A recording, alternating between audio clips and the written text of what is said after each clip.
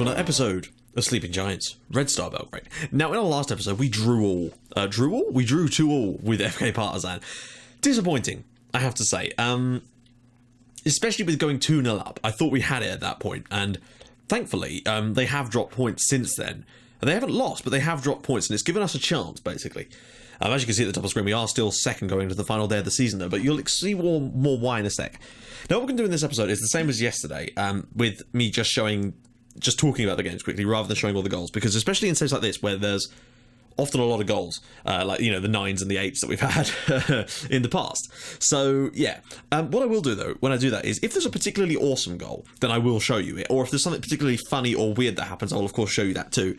But, you know, otherwise it just, you know, I find that if we can get the episodes a little bit shorter, just so that you guys have got more time to watch, you know, if you do want to watch both series, but just find that you can't because of the time. And I fully understand that. I was sort of concentrating on trying to make the episodes as long as possible to try and cram stuff in, but then I realised to myself, well, actually, people are going to watch this stuff, and it takes a long time. So I really am trying to sort of tailor myself to what you guys want to see, basically. One second, I'm just going to let the cat out.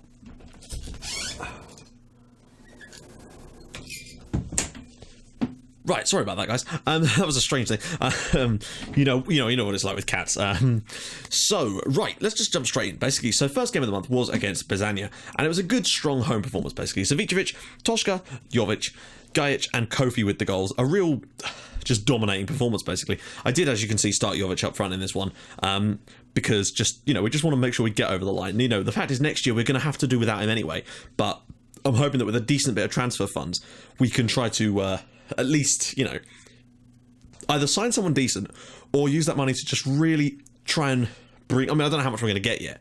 I'm hoping it's going to be enough, and I'm hoping that we can just move up another bit reputation-wise to maybe just sign a slightly higher caliber of youth player, because last year it was a bit poor, and, you know, we only managed to sign some not too great players. But I think what it is firstly, people said that my scouts are getting worse. I don't think it's that, because they're the same scouts, but you're right, we could probably do getting some better ones as well, which I will look into in the summer. But I think the problem is that as we've got better, the quality of player that we're looking for will look like those players will look worse when we first get them, because of what we've got is a lot better than when we were first doing it, if you see what I mean, like, because it's all done on comparison.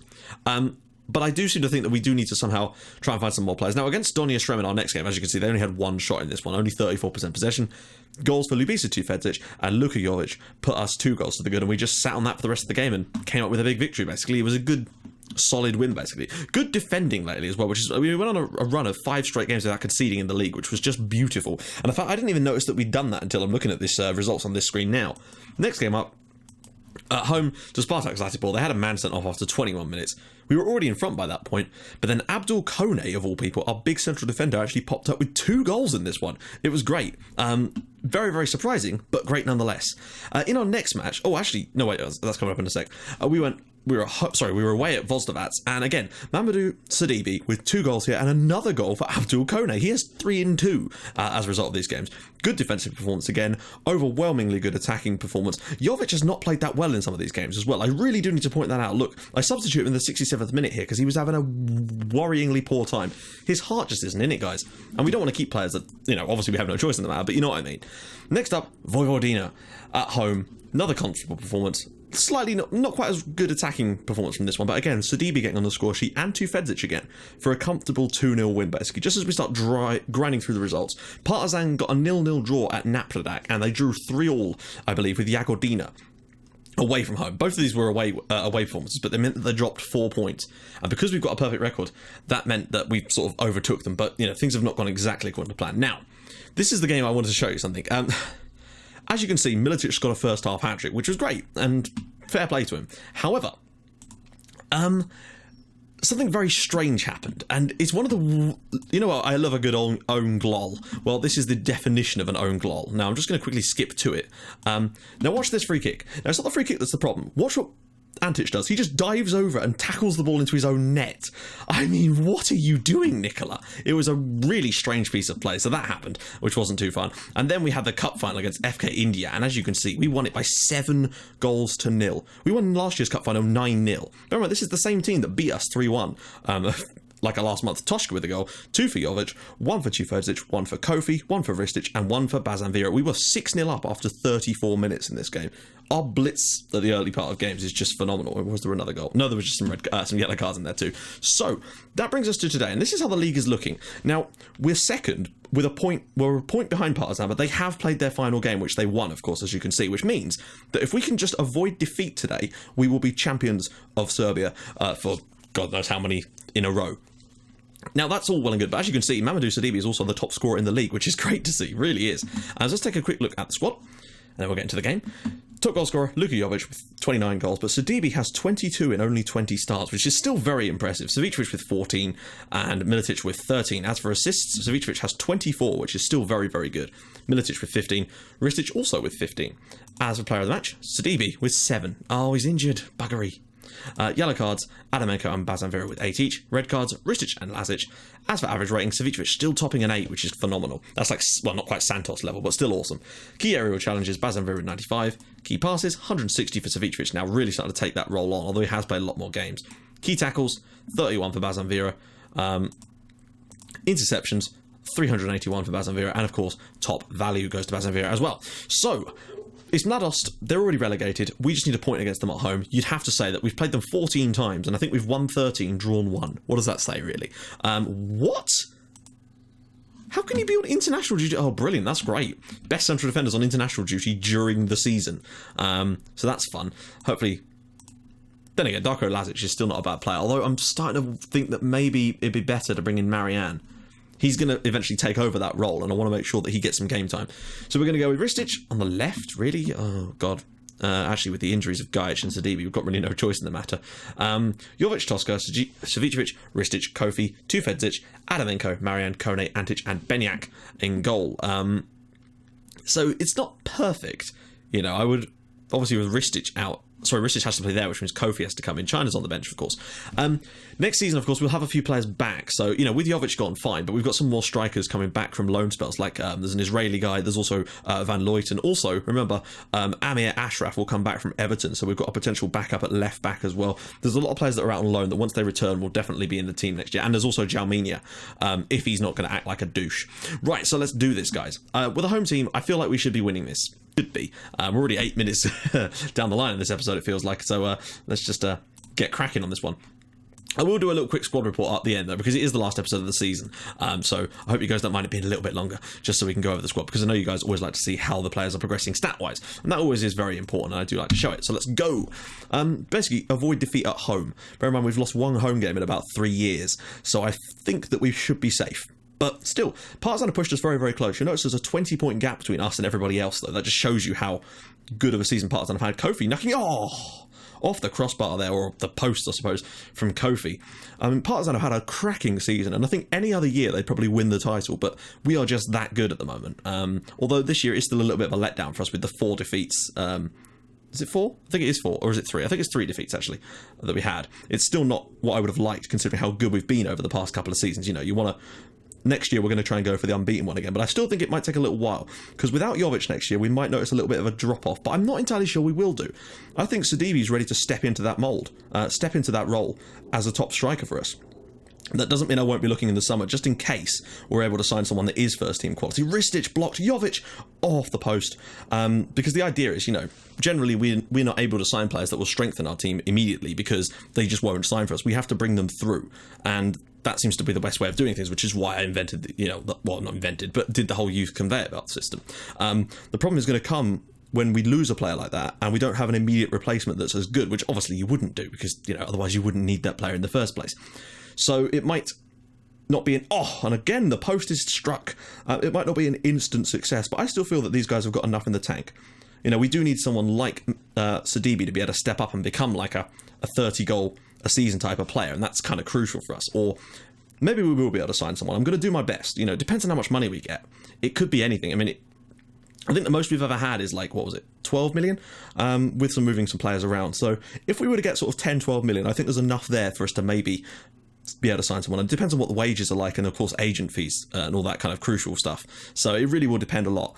But I don't know, I'll do my best. I'm really going to give it a good old crack at some in-depth summer signings. I'm going to do an extra sort of hour of scouting. Oh, what a strike. Jovic on the rebound, and that is 1-0 Red Star, and surely now the title is headed our way. 30 goals this season for Jovic. It's certainly not anywhere near the tally he got last year. Admittedly, he's played less games, but he still doesn't play that many less.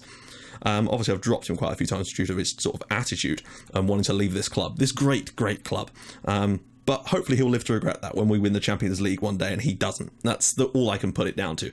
And, you know, hopefully someone that wants to be here will step into his shoes and will be the hero for Red Star. You know, someone like Mladost, who has just come out of nowhere this season, playing firstly out on that right-hand side and just cutting in and scoring so many goals.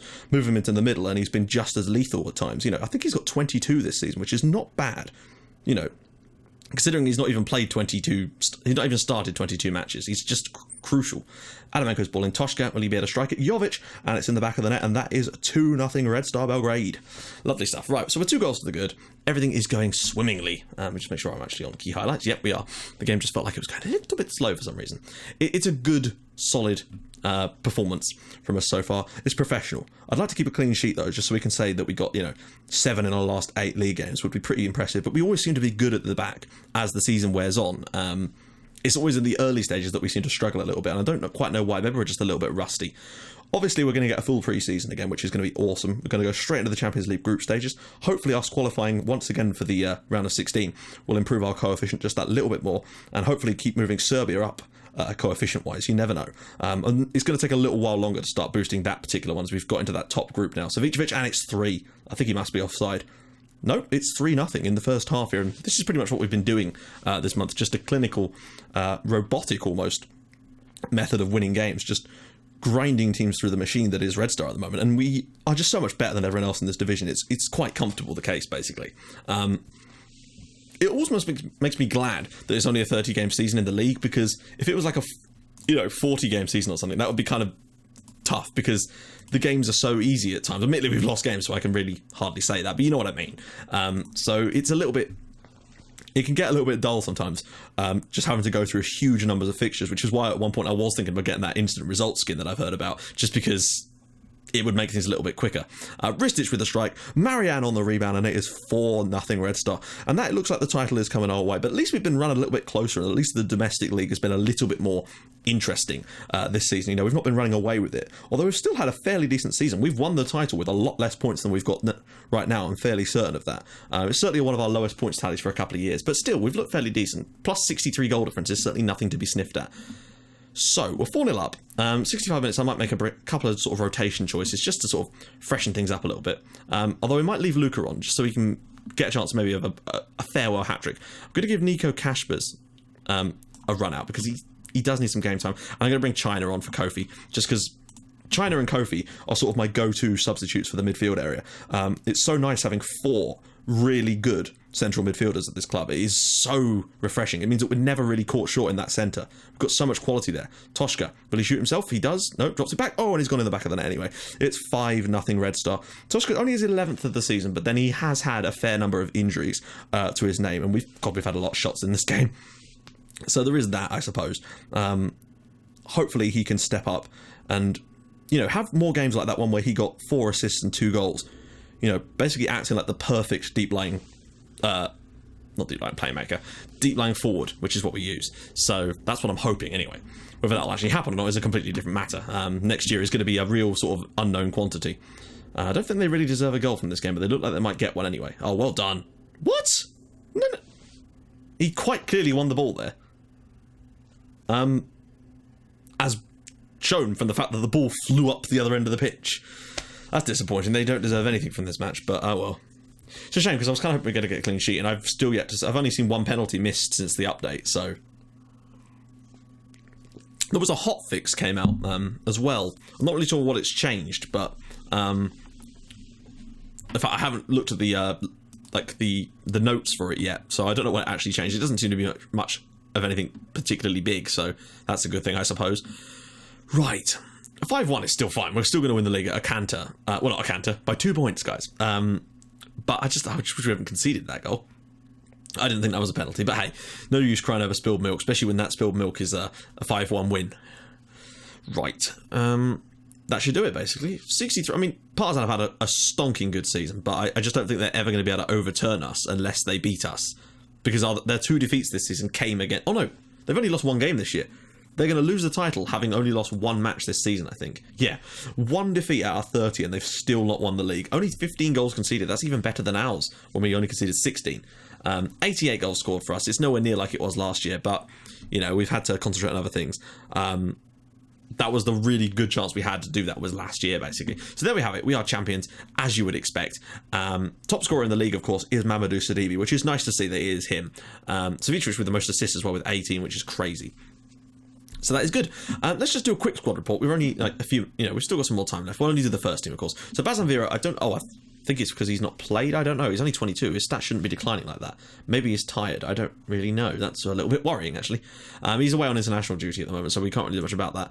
Nico Kaspers, things are improving for him across the board, which is lovely to see. I think he's got a lot of potential. Obviously, we won't be using him as a deep line player. He'll be more as a sort of midfielder here kind of situation. But that's still not bad. He looks like a quality player. China, obviously, still has a long way to improve, but he's got a lot of potential as well. I'm hoping he could really start to morph into a quality player soon as well, along with Adamenko and Bazaveri. He is only 19, of course. Milan Gajic, of course, he's wanted by big clubs, and I can sort of see why. He's a very, very good player. Took him a little while to sort of force his way into our first team when he first joined us.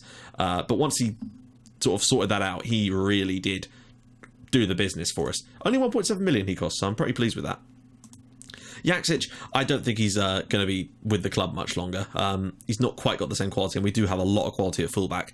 Jovic, of course, well, he's a great player, but sometimes things just have to come to an end. It's a massive shame, and we will miss him, but, you know, it was his choice to leave. He wouldn't offer, you know how it is, guys. It's such a shame. Kofi, again, he's like China, but he's better than China is at the moment, but China has better potential, it would seem. So I think slowly those two will overtake each other as they get more games, and he's 2 years older than him, of course. Abdul Kone's quality, 22 years old, unbelievable player. So tall, massive in the air, 18 jumping reach, 18 heading, and some great, just some great stats all around the board, actually. And he's got some decent goals this season for us. 4 in the league as well.